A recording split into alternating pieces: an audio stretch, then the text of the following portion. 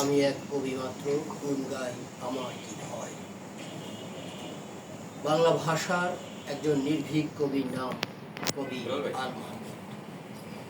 তিনি যখন কবিতা লিখেছেন তখন মনে হয়েছে তিনি বাংলা কবিতার অপ্রতিদ্বন্দ্বী একজন কবি। তিনি যখন গল্প লিখেছেন তখন মনে হয়েছে তার কোনো সহদর গল্পের ভুবনে। তিনি যখন কিশোর কবিতা লিখেছেন তখন মনে হয়েছে বাংলা কিশোর কবিতার এক রাজপুরুষের নাম কবি আল মাহমুদ। তিনি যখন প্রবন্ধ লিখেছেন তখনও তার প্রবন্ধকে ছাড়িয়ে যাওয়ার মতো দুঃসাহস বাংলা গদ্য প্রবন্ধে কারোই নেই। এরকমের তিনি যেখানেই হাত দিয়েছেন সেখানেই সোনা ফলেছে। বন্ধুরা, কবি আল মাহমুদ এমনই একজন মাটির মানুষ, নরম প্রাণের, নরম দেহের মানুষ, যার সান্নিধ্যে আসা সত্যিকার অর্থেই সৌভাগ্যের বিষয়। আমি আল্লাহর শুকরিয়া আদায় করছি যে একটি দীর্ঘ সময় আমি তার সান্নিধ্য পেয়েছি, তার স্নেহ পেয়েছি, তার দোয়া পেয়েছি, তার ভালোবাসা পেয়েছি, তার প্রীতি পেয়ে নিজেকে গর্বিত মনে করছি।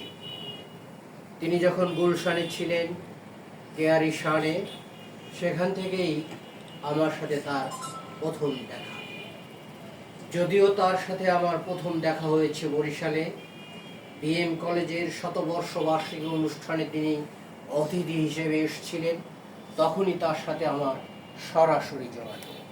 তারপরে আমরা যতবার ঢাকা গিয়েছি ততবারই তার সাথে যোগাযোগ করেছি, কথা বলেছি, তার আপ্যায়নে আপ্যায়িত হয়ে নিজেরা কৃতজ্ঞ বোধ করেছি। তিনি একজন মেহমানদারি মানুষ ছিলেন। আমরা একবার তার বাসায় গেলাম, বাসার সকলেই তখন ছেলের বিবাহের জন্য প্রস্তুতি নিয়ে রওনা হয়ে যাচ্ছে। আমার সাথে কয়েকজন নতুন বন্ধু, কেউ ঢাকা থেকে এসছেন, কেউ কুষ্টিয়া থেকে, কেউ চট্টগ্রাম থেকে। আমাদের সবারই উদ্দেশ্য ছিল আল মাহমুদের সঙ্গে দীর্ঘ আড্ডা দেব, কিন্তু আমরা গিয়ে দেখলাম সবাই বাইরে যাওয়ার জন্য প্রস্তুত হয়ে আছে। আমরা এই মুহূর্তে কি করব, কি কর্তব্য বিমূঢ় হয়ে দাঁড়িয়ে রয়েছি। তখন আল মাহমুদ আমার একটি 100 টাকার নোট দিয়ে বললেন, তুমি এদেরকে আপ্যায়িত করবে এবং আগামী যে কোনো একদিন আবার আসবে। আমি সেই দিন সত্যিকার অর্থেই কবি আল মাহমুদের হৃদয়ের গভীরতা এবং মহত্ব, বরত্ব যে কত বড় সেটি উপলব্ধি করতে পেরেছি।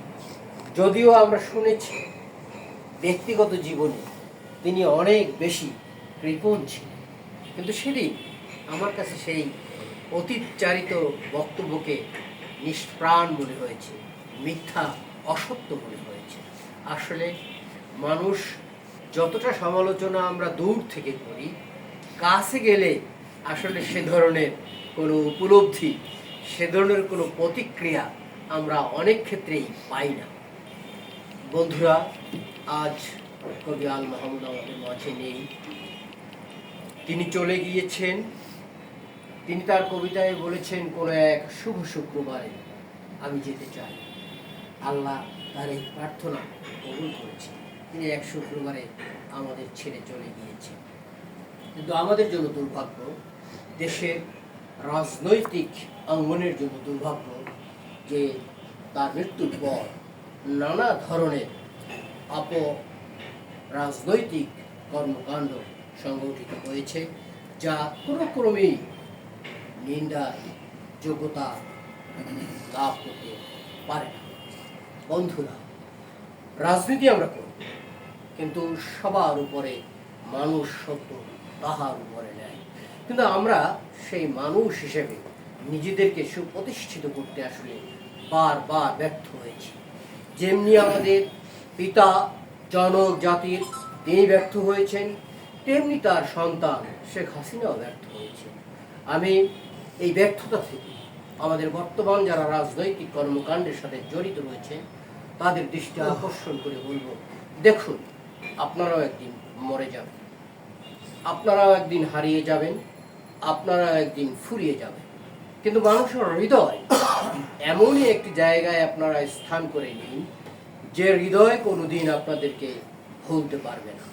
যদি সেটি হয় তাহলেই দেখুন, বাংলাদেশে অসংখ্য প্রেসিডেন্ট ইন্তেকাল করেছে, কিন্তু বাংলাদেশের প্রধানমন্ত্রী প্রেসিডেন্ট জিয়াউর রহমান এবং খালেদা জিয়ার মৃত্যুর পর মানুষের যে ভালোবাসা, আসলে এটি কোনো রাজনৈতিক সীমাবদ্ধতার ভেতরে ছিল বলে আমি ব্যক্তিগতভাবে বিশ্বাস করি না।